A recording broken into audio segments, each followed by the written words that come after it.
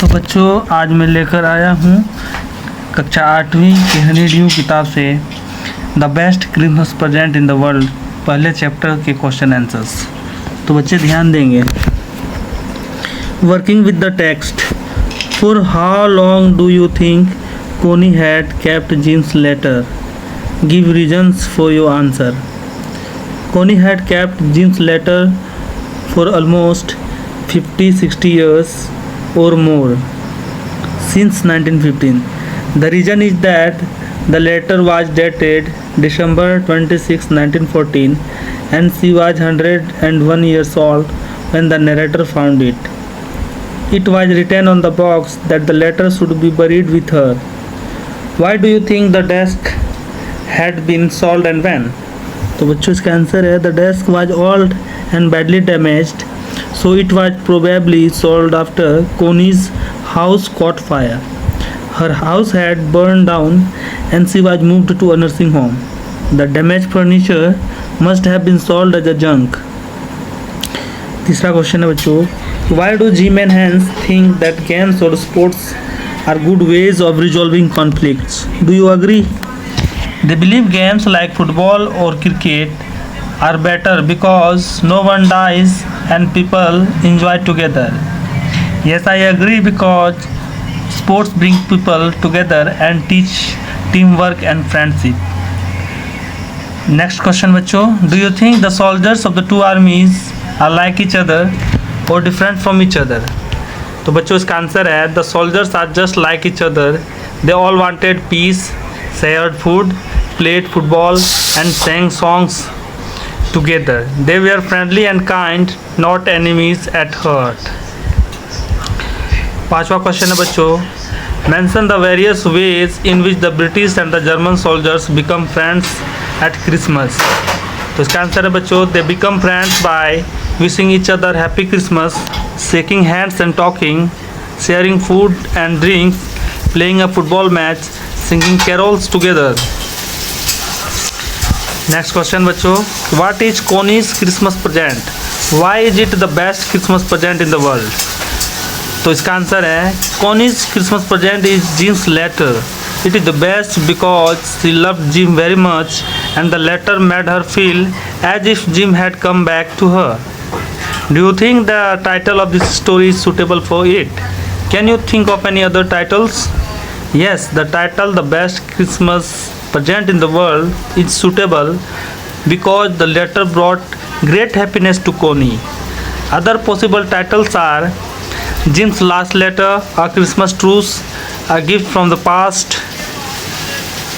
अब अगला सेक्शन है बच्चों वर्किंग विथ लैंग्वेज, जिसमें पहला है कि read the passage below and underline the verbs in the past tense. A man got on the train and sat down. The compartment was empty except for one lady. She took her gloves off. A few hours later, the police arrested the man. They held him for 24 hours and then freed him. तो बच्चों इस passage के अंदर आपको past tense में जो verbs use किए गए हैं उनको अंडरलाइन करना है. आप देख लीजिए यहाँ जितने भी जैसे गॉट हो गया, सेट है, वाज है, टुक, अरेस्टेड, हेल्ड, फ्रीड, ये सारे जो वर्ब्स है वो पास्ट फॉर्म में है, पास्ट टेंस के फॉर्म में है. तो बच्चों आप इसे ध्यान में रखेंगे. अगला सेक्शन है बच्चों fill in the blanks using the correct form of the verbs in bracket. My little sister is very naughty. When she came back from the school yesterday, she had torn her dress.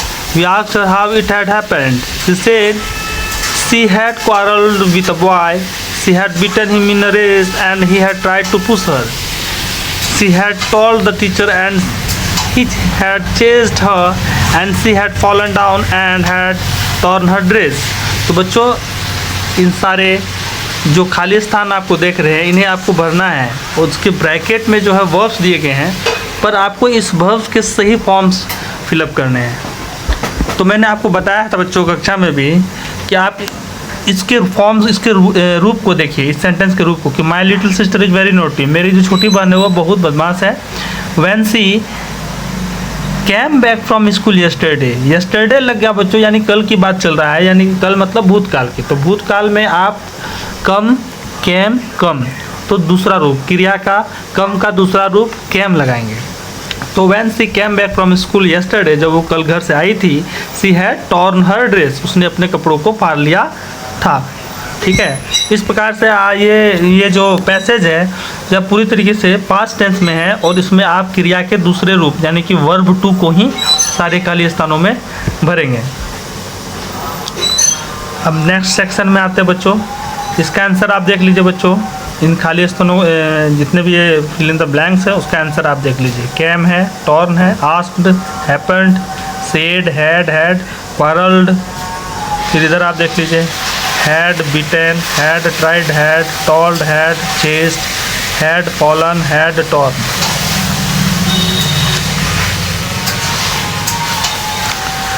Underline the verbs, next question है बच्चों, underline the verbs and arrange them into columns, past and earlier past। आपको नीचे दिए गए कुछ वाक्य दिए गए हैं, कुछ सेंटेंसेस हैं, उसमें आपको वर्ब्स अंडरलाइन करना है और उन्हें दो कॉलम में बांटना है। एक में आपको पास्ट में, जो पास्ट वाले जितने भी वर्ब्स हैं उनको आपको पास्ट में रखना है, और एक अर्लियर पास्ट वाले कॉलम में, यानी पास्ट में भी जो पास्ट पहले हुआ था उसे आप अर्लियर पास्ट कहेंगे। My friends set out to see the caves in the next town, but I stayed at home because I had seen them already। अब इस वाक्य को देखें तो my friends set out to see the caves, मेरे दोस्त गुफा देखने के लिए निकल पड़े थे इन द नेक्स्ट टाउन, बगल वाले शहर में। But I stayed at home, लेकिन मैं अपने घर में रुका रहा। बिकॉज, क्योंकि I had seen them already, क्योंकि मैंने उसे पहले ही देख लिया था। तो यहाँ आप देख लीजिए, यहाँ दो तरह का वर्ब मिला आपको, एक सेट आउट वाला सेक्शन है, एक स्टेड है, और एक हैड सीन देम ऑलरेडी। तो आप इन सारे घटनाओं में क्या पाते हैं कि मेरे जो दोस्त थे वो बगल वाले शहर में गुफा देखने गए थे, लेकिन मैं घर पे रह गया था क्योंकि मैंने उसे पहले ही देख लिया था। तो इन सारे घटनाओं में सबसे पहले जो अर्लियर पास्ट वाला सेक्शन है, तो बच्चों इसमें आप ये देख रहे हैं कि इन तीनों घटनाओं में जो पहला घटना आप देख रहे हैं कि आपने अपने दोस्तों को पहले ही देख लिया था, उसके बाद आपके दोस्त बगल वाले शहर में गुफा देखने गए और आप घर पे रुके हुए थे। आप घर पे रुक गए, उससे भी पहले आपने उस घटना से पहले ही आपने उन लोगों को देख लिया था। इसलिए यहाँ पे हेड सीन वाला जो सेक्शन है वो अर्लियर पास्ट में चले जाएगा, और बाकी जो ये सेट आउट है और ये स्टेट वाला जो सेक्शन है वो पास्ट में चले जाएगा। अब जैसे अगला उदाहरण से समझते हैं, सारे में नहीं बताऊंगा, ये समय ज़्यादा लग जाएगा और क्लास में आके आप लोगों को सारे डाउट्स में क्लियर कर दूंगा। जैसे when they arrived at the station, जब वे लोग स्टेशन पर पहुँचे, दे हैड लेफ्ट, सॉरी बच्चों ये देयर लगा हुआ है, ये दे कर दीजिएगा, दे हैड लेफ्ट। तो जब वे स्टेशन पहुँचे वे लोग निकल चुके थे। दे कैम बैक होम, थोड़ा इसमें शायद मिस्टेक हुआ है, let me check, typing error आया है शायद। देयर ट्रेन हैड, सॉरी बच्चों यहाँ ट्रेन छूट गया है। When they arrived at the station, there के बाद ट्रेन होगा, देयर ट्रेन हैड लेफ्ट। तो जब वे स्टेशन पहुँचे उनका ट्रेन छूट चुका था। दे केम बैक होम, वे लोग वापस घर आ गए। बट बाय दैट टाइम, लेकिन तब तक, आई हैड गॉन आउट, लेकिन तब तक मैं बाहर जा चुका था, out to see a movie देखने के लिए। तो इन सारे घटनाओं में आप क्या देख रहे हैं कि जब वे स्टेशन पहुँचे ट्रेन निकल चुका था, फिर वो घर वापस आए, लेकिन तब तक मैं क्या हो चुका था, घर से बाहर जा चुका था एक फिल्म देखने के लिए। पहले वाक्य को पकड़ती, पहले वाक्य में क्या देख रहे, कौन सा घटना पहले हो रहा है कि जब वे लोग स्टेशन पहुँचे तब तक वे ट्रेन जा चुकी थी, तो ट्रेन पहले जा चुकी थी, इसलिए हैड लेफ्ट आपका अर्लियर पास्ट हो गया क्योंकि वो पहले घटा है। दोनों ही है भूतकाल, लेकिन भूतकाल में भी जो पहले घटना घटा उसे आप अर्लियर पास्ट में रखें, और उसके बाद तब जब ट्रेन निकल गई तब आप लोग स्टेशन पहुँचे, इसलिए अराइव को आप पास्ट में रखिएगा।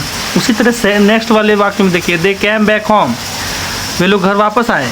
But by that time I had gone, लेकिन तब तक मैं घर से बाहर मूवी देखने के लिए जा चुका था। तो पहले आप मूवी देखने के लिए वो लोग जब घर पहुँचे उससे पहले ही ना आप चले जा चुके थे, तो ये वाला घटना पहले घटा है, तो इसलिए हैड गॉन वाला जो है वो सेक्शन अर्लियर पास्ट में होगा, और ये कैम वाला हिस्सा पास्ट में चला जाएगा। तो इसी प्रकार से सारे आप नोट कर लेंगे। ये आंसर देख लीजिए और आप चाहे तो उसके स्क्रीनशॉट ले सकते हैं। आगे बढ़ते हैं अगले सेक्शन को। अगला सेक्शन है बच्चों डिक्शनरी वर्ड। इसमें कुछ फ्रेजल वर्ब्स दिए गए हैं, आपको बताना है। Write down the sentences in which they occur.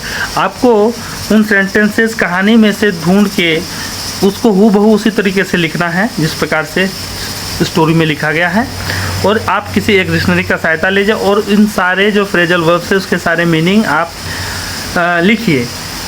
Right down the meaning that you think matches the meaning of the phrasal verb in the sentence. और उस मीनिंग को लिखिए जो आपको लगता है कि उस स्टोरी में, इस स्टोरी में जहाँ भी ये फ्रेजल वर्ब उपयोग किया गया उसके संदर्भ में आपको उसका मीनिंग डिक्शनरी से खोज कर निकालना है जो बिल्कुल इससे बहु मिलता जुलता हो।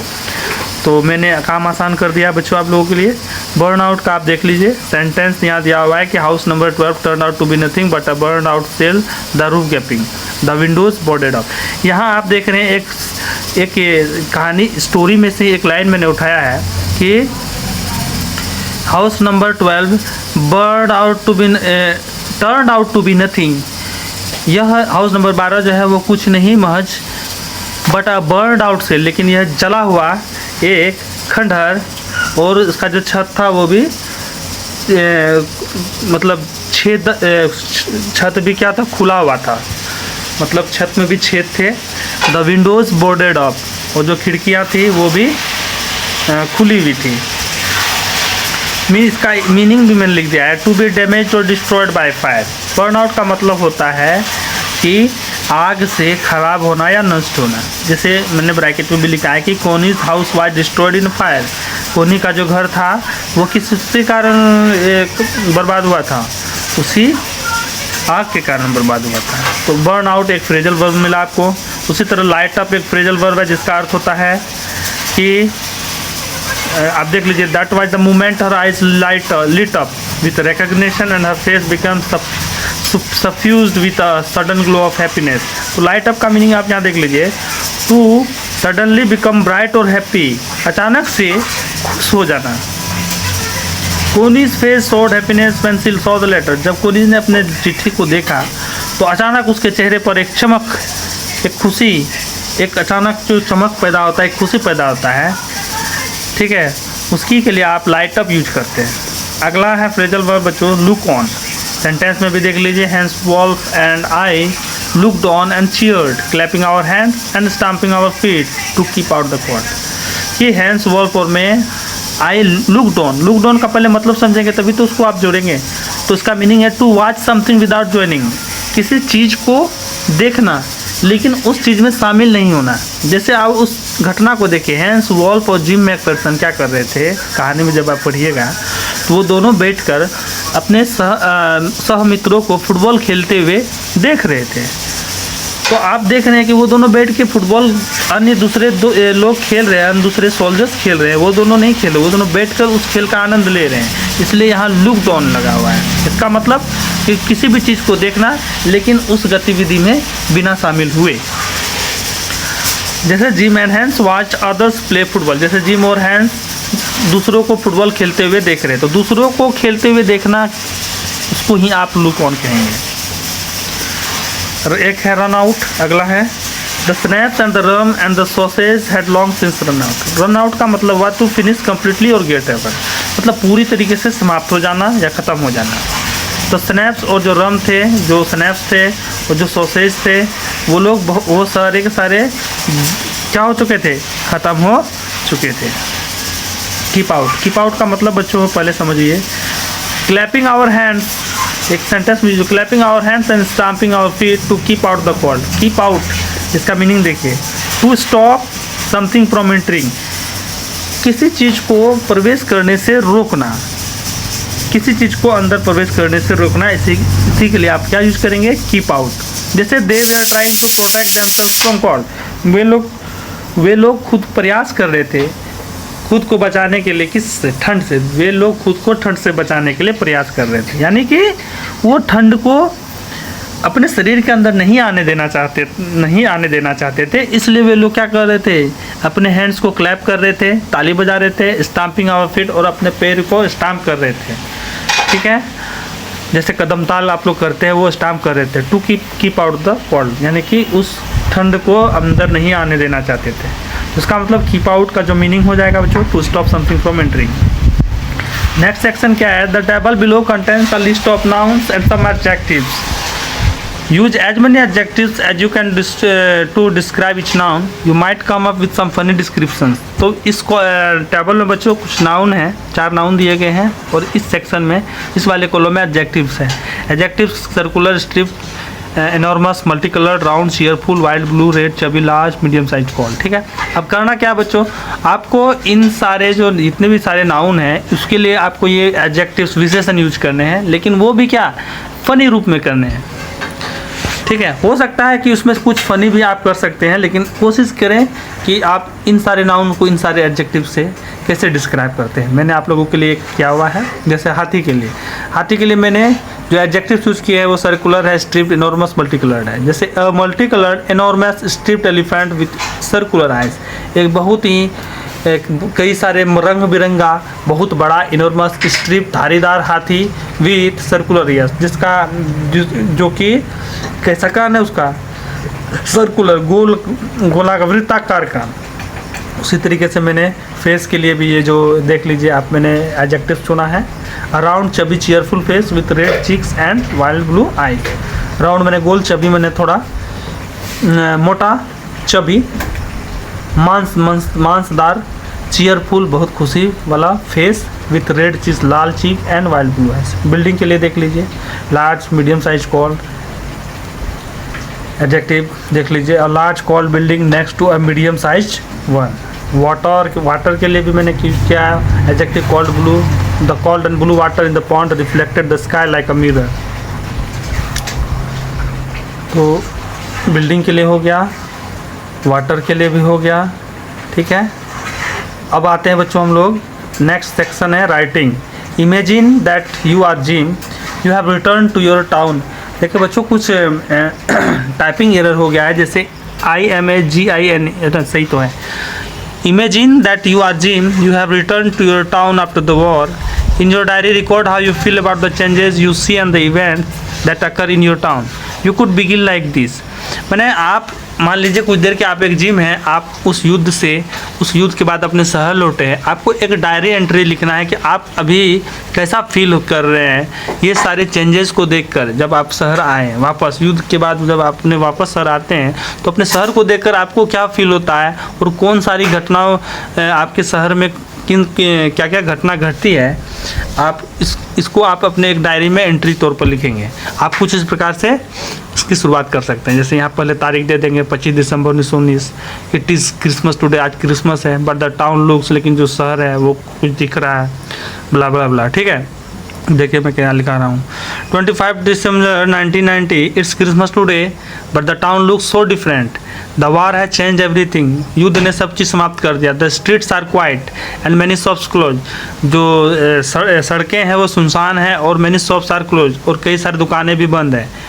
आई सॉ सम बिल्डिंग्स डिस्ट्रॉयड, मैंने कई बिल्डिंग्स को देखा जो समाप्त नष्ट हो चुके थे, एंड मैनी होम्स एम्प्टी, और कई सारे घरों को जो खाली पड़े थे।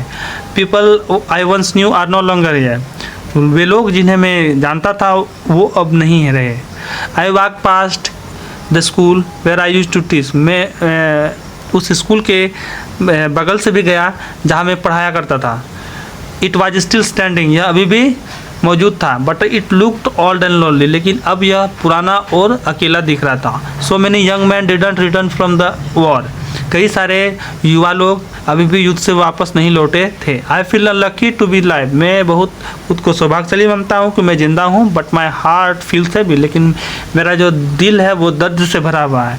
आई मिस हैंस वुल्फ टू, मैं हैंस वुल्फ मेरा जो दोस्त था जिसको मैं क्रिसमस पार्टी जो हुआ था जिसमें मैं उनसे मिला था, मैं उसे भी बहुत मिस कर रहा हूँ। I wonder if he survived, मुझे आश्चर्य होगी या खुशी होगी कि यदि वो बच जाता है तो। I still remember the Christmas, मुझे अच्छे से उस क्रिसमस के बारे में याद है।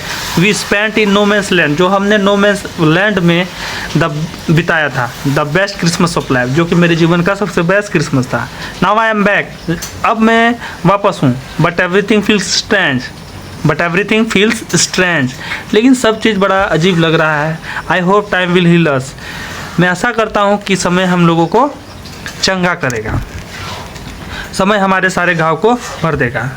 तो ये पहला सेक्शन का था, मैंने इसका हिंदी में भी रूपांतरण कर डाला। अब नेक्स्ट सेक्शन आते हैं बच्चों, suppose you are the visitor. अब मान लीजिए कि आप क्या हैं, वो उस विजिटर है, उस जो नरेटर है, इस कहानी का जो नरेटर है, जो वो ब्लैक टिन बॉक्स पाता है, जो रोल टॉप डेस्क खरीदता है, वो हैं आप। मान लीजिए आप विजिटर हैं, जो आप क्या करने वाले हैं, आप उस महिला के पास जाने वाले, कोनी के पास जाने वाले हैं। You are in a dilemma, अब आप एक डिलेमा में, दुविधा में हैं। You don't know whether to disclose your identity, आप ये नहीं समझ पा रहे हैं कि आप अपना जो पहचान है उसको आप क्या करें, प्रकट करें। And disappoint the all lady, और अपना पहचान बताकर उस बूढ़ी महिला को आप क्या करें, निराश करें। और लेट हर बिलीव, या आप उसे यह विश्वास दिलाएं that her dear Jim has come back, कि उसका जो प्यारा जिम है वह वापस आ गया है। तो इसी बाबत आप write a letter to a friend, तो इसी बाबत आप एक अपने दोस्त को चिट्ठी लिखेंगे, हाईलाइटिंग योर एंजाइटी, जिसमें आप यह दिखाना चाहेंगे, क्या दिखाना चाहेंगे, आप अपना एंजाइटी को, कष्ट को, तड़प को, डर को, फियर्स एंड फीलिंग्स, और अपने भावनाओं को, यानी कि आप उसमें अपने व्याकुलता को और अपने डर और अपने भावनाओं को दिखाना चाहेंगे। इस चिट्ठी, आपको एक ऐसा चिट्ठी लिखना है अपने दोस्त को। तो शुरू करते हैं। डियर फ्रेंड, प्यारे मित्र, I hope you are well. तो डियर फ्रेंड के जगह में आप क्या लिख सकते हैं कि dear friend dash, dear friend के बाद किसी का नाम लिख दिया, dear friend Anu, dear friend Sakshi, dear friend Suman, dear friend Mampi, dear friend Pushpa, कुछ भी आप लिखेंगे चलेगा। तो dear friend, I hope you are well, I have something strange and touching to share. I hope you are well, मुझे लगता है कि, मुझे आशा है कि तुम अच्छे होगे। आई हैव समथिंग स्ट्रेंज, मेरे पास कुछ अजीब, एंड टचिंग टू शेयर, मेरे पास कुछ अजीब और दिल को छूने वाला कुछ है जो मैं शेयर करना चाहता हूँ। आई वेंट टू रिटर्न, मैं वापस गया था रिटर्न करने के लिए। एन ऑल लेटर, एक पुरानी चिट्ठी, I found in a role top desk, जो कि मुझे एक रोल टॉप डेस्क यानी कि एक ऐसा मेज जिसका ऊपरी वाला जो हिस्सा था वो गोल था, उसमें मिला था। The letter was written by a soldier, जो चिट्ठी था वह एक सैनिक के द्वारा लिखा गया था जिसका नाम जिम मैकपर्सन था। ड्यूरिंग वर्ल्ड वार फर्स्ट, जो कि वर्ल्ड वार प्रथम के समय में के दौरान लिखा गया था। टू हिज वाइफ कोनी, अपनी पत्नी कोनी के नाम। When I gave the letter to the old lady, जब मैंने वो चिट्ठी उस बूढ़ी महिला को दिया, she looked at me, उसने मेरी ओर देखा, with such love and happiness, उसने मेरी ओर उस इतने ज़्यादा प्यार और खुशी से उसने मुझे देखा। She thought I was Jim, उसे लगा कि मैं जिम हूँ। Her long lost husband, उसका पुराना खोया हुआ पति। Her eyes lit up with joy, उसके जो आँख थे वो खुशी से क्या हो चुके थे, जल गए थे, खुशी से चमक पड़े थे। And she called me the best Christmas present in the world, और उसने मुझे पूरे संसार का सबसे बेस्ट क्रिसमस तोहफा कहा। Now I M in a dilemma, लेकिन अब मैं एक दुविधा में हूँ। क्या दुविधा है बच्चों? Should I tell her the truth, क्या मैं उसे सच्चाई बता दूँ? एंड ब्रेक हर हार्ट, और उसके दिल को तोड़ डालूँ? और should I let her live, या क्या मैं उसे जिंदा छोड़ूँ? Should I let her live, या क्या मैं उसे उसी के हाल में छोड़ दूँ? इन हर स्वीट मेमोरी, वो क्या मैं उसे उसी के हाल में छोड़ दूँ जो वो एक मधुर सा मेमोरी बना के रखी है, स्मृति संजो के रखी है, क्या मैं उसे उन्हीं की यादों में छोड़ दूँ? सी इज ओल्ड, वह पूरी हो चुकी है। And has no one else, और अब उसका कोई दूसरा नहीं है। आई फील गिल्टी, मुझे ऐसा फील हो रहा है, मैं खुद को एक मुझे दोषी महसूस हो रहा है कि मैं क्या हूँ, मैं दोषी महसूस कर रहा हूँ। प्रिटेंडिंग टू बी समवन, जो कि एक क्या कर रहा है, दूसरे का नाम का क्या कर रहा है, नाटक कर रहा है, जो कि आई एम नॉट, जो कि मैं हूँ नहीं। बट आई ऑल्सो फील, लेकिन मुझे ऐसा भी महसूस होता है कि I have brought her peace, कि मैंने उसके लिए क्या किया है, मैंने उसके लिए शांति लाया, मैंने उसको शांति प्रदान किया। आई डोंट नो, मुझे नहीं पता व्हाट्स राइट और रॉन्ग, मुझे नहीं पता क्या सही या क्या गलत है। What should you do in my place, तुम क्या करती यदि तुम मेरे स्थान में रहती या मेरे जगह रहती तो मेरे जगह पर तुम क्या करती। योर कन्फ्यूज फ्रेंड, तुम्हारा कन्फ्यूज को क्या बोलते हैं, तुम्हारा परेशान, दुविधा में, हैरान परेशान दोस्त, ठीक है, जो भी। उसमें नीचे अपना योर कन्फ्यूज फ्रेंड के नीचे आप अपना नाम लिख देंगे, योर नेम, ठीक है। इसके बाद जो लास्ट बच रहा है वो सेकंड वाला जो है कि given below is the outline of story. आपको एक नीचे एक आउटलाइन दिया हुआ है स्टोरी का, पूरा स्टोरी नहीं दे के रखा है, बस एक आउटलाइन दिया है और इसी आउटलाइन का उपयोग करते हुए आपको एक कहानी लिख डालना है। जैसे a young newly married doctor, एक युवा हाल फिलहाल में शादी किया डॉक्टर जो कि फ्रीडम फाइटर भी है। Exile to the Andaman and Nicobar islands by the British, जिसको अंडमान और निकोबार आइलैंड ब्रिटिशों द्वारा, अंग्रेजों द्वारा भेज दिया गया है सजा के तौर पर। इन फेमस सेल्युलर जेल, एक बहुत ही बेकार सेल्युलर जेल में, जो कि उतना कुछ फेमस नहीं है, वो बहुत ही भयानक है, वो डरावना सेल्युलर जेल में। प्रिजनर्स टॉर्चर्ड, जहाँ पर प्रिजनर्स को टॉर्चर किया जाता था। रिवोल्ट बाय इन्वेट्स, फिर वहाँ पर एक क्रांति भी वो करता है, जो डॉक्टर रहता है वो अपने दोस्तों के साथ, मित्रों के साथ, उस जेल में जो वो मित्र हैं, बंदियों, कैदी बंधुओं के साथ रिवोल्ट करता है, एक विरोध करता है या प्रदर्शन करता है, क्रांति करता है। डॉक्टर हैंग, उसके बाद डॉक्टर को क्या करता है, फांसी पर लटकाया जाता है। Wife waits for his return, उसकी पत्नी जो रहती है वो उसके इंतजार का, उसके वापस आने का इंतजार कर रही होती है। बिकम ओल्ड, बूढ़ी हो चुकी होती है। Continues to wait with hope and faith, लेकिन फिर भी वो क्या कर रही होती है, इंतजार कर रही होती है इस आशा में कि उसे आशा और विश्वास था कि वो एक नए दिन जरूर आएगा। अब इस पर कैसे स्टोरी बनाएंगे बच्चों, स्टोरी भी हम लिख दे रहे हैं। Story of hope and faith, ये स्टोरी का नाम हेडिंग हो गया, शीर्षक हो गया, story of hope and faith. Long ago there was a young doctor, बहुत साल पहले, देयर वाज बहुत पहले कभी यहाँ एक युवा डॉक्टर हुआ करता था। Who had just got married, जिसका हाल फिलहाल में भी शादी हुआ था। ही वाज काइंड, वो बहुत दयालु था, ब्रेव, बहादुर था। And loved his country deeply, और अपने देश पे वो बेपनाह मोहब्बत करता था। He was not only a doctor but also a freedom fighter, वह सिर्फ महज एक डॉक्टर ही नहीं था but also a freedom fighter, वह एक स्वतंत्रता सेनानी भी था। Who wanted India to be free from British rule, जो कि ये चाहता था, क्या चाहता था कि अपना इंडिया जो है वो भारत देश, अपना जो भारत देश है वो अंग्रेज़ों की गुलामी से आज़ाद हो जाए। वन डे, एक दिन, the British arrested him for, एक दिन ब्रिटिश ने, अंग्रेज़ों ने उसे अरेस्ट कर लिया for taking part in a protest, क्योंकि उसने एक विरोध में, प्रोटेस्ट में भाग लिया था। एज अ पनिशमेंट, उस डॉक्टर ने भाग लेता है। एज अ पनिशमेंट, सजा के तौर पर, they sent him far away, उन लोगों ने उसे भेज दिया काफ़ी दूर, to the Andaman and Nicobar island, Andaman और निकोबार द्वीप समूह में भेज दिया। He was locked up in the infamous jail, उसे बंदी बना लिया गया, किस में, बंदी बनाकर जेल में डाल दिया गया, इनफेमस जेल, जो कि बहुत ही बकवास सा जेल था। ऑल्सो नोन एज काला पानी, जिसका नाम काला पानी था। Where many freedom fighters were kept, जहाँ पर कई सारे फ्रीडम फाइटर्स को रखा गया था। बच्चों, अंग्रेज़ों के समय की बात है कि अंडमान और निकोबार में एक भयानक जेल हुआ करता था, ठीक है, जिसका नाम था काला पानी। इसलिए काला पानी की सज़ा दिया जाता था अंग्रेज़ों के द्वारा।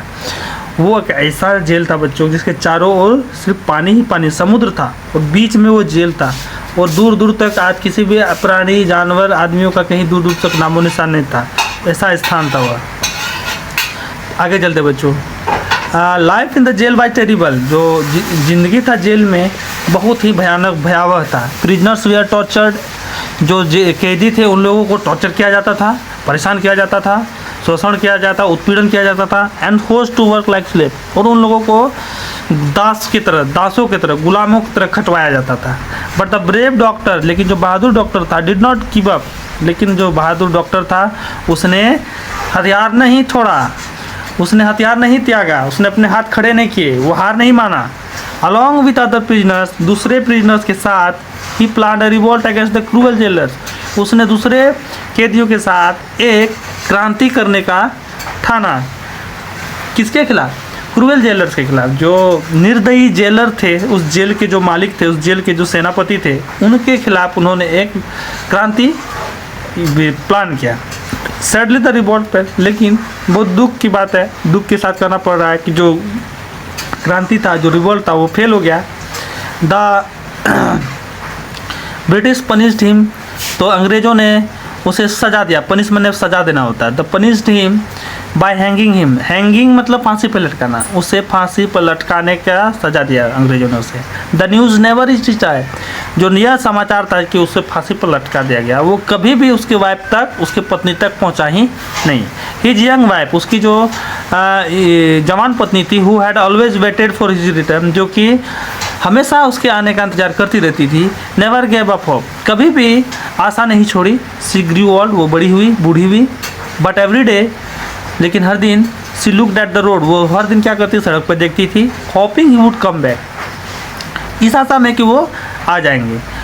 पीपल इन द विलेज, गांव के लोग भी ऑफन सॉ हर, उसे प्रायः देखते थे। हर सीटिंग बाय द विंडो, उसकी पत्नी को प्रायः गांव के लोग उसे देखते थे। कहाँ बैठी हुई रहती थे? खिड़की के बगल में बैठी हुई रहती थी। With faith in her eyes, कि उसकी आंखों में एक विश्वास था। And love in her heart, और जो लव था उसके दिल में। ठीक है ना? Even though years past, even though कि कितने भी साल, हालांकि कितने भी साल पास हो चुके थे, सी कंटिन्यू टू वेट, वह इंतज़ार करती रही। कितने साल बीत चुके थे, हालांकि कितने साल बीत चुके थे, वो इंतज़ार करती रही। Believing that one day he would return, इस आशा में वो कि एक दिन वो कभी ना कभी आएंगे। तो यहीं पे द एंड है, ये समाप्त हो जाता बच्चों। और कैसा लगा? अच्छा लगा तो बच्चों वीडियो को लाइक करो और चैनल को सब्सक्राइब कर देना। थैंक्स, मिलते हैं क्लास में नेक्स्ट चैप्टर के साथ।